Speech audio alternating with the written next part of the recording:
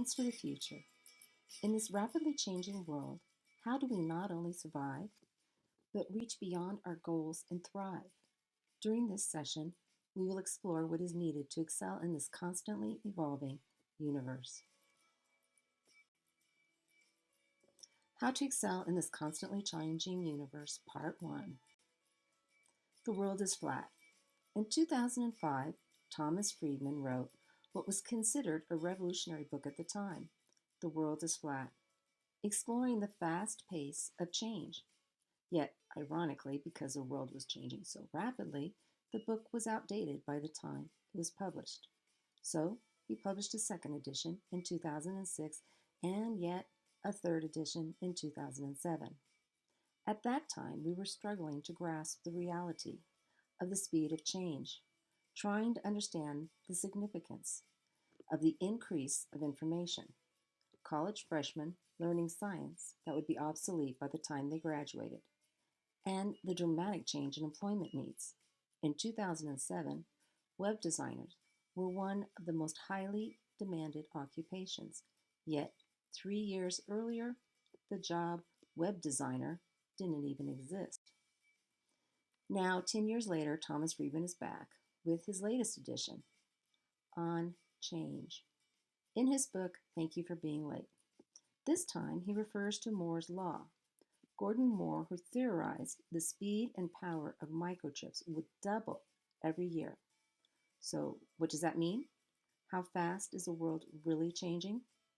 Friedman turns to an old tale from India called A Grain of Rice to help us understand the enormity of this concept. My favorite version of this tale is a book by Dimi, who used his beautiful illustrations to bring to life the story of a young girl who tricks the Raja into giving her enough rice to save her village from famine.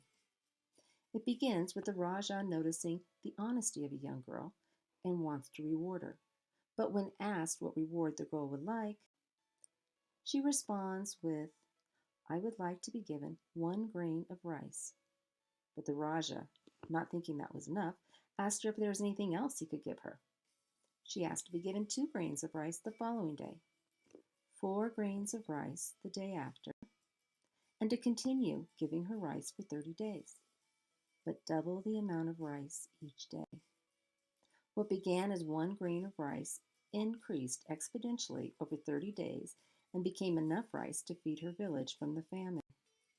1 grain of rice became 536,870,912 grains of rice.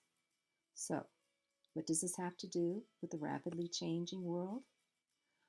What does 30 years of exponential growth in technology advances equal?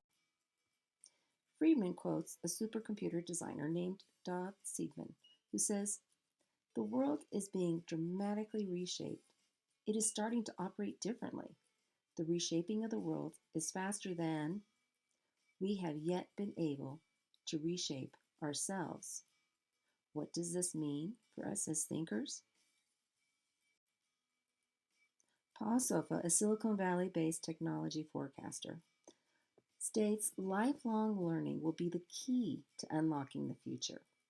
People should expect to change careers 6 or 7 times in a lifetime. This is the brain race. It's no longer warm and fuzzy. If you stop learning, you will become unemployed and unemployable very quickly. How do we join the brain race and excel? To start this race, we need to learn from the best. Go back in history to the one whose ideas were generations ahead of his time. Put the following puzzle pieces together and find out who one of the greatest minds of the world was and what some of his inventions were. Then begin part 2 of this session.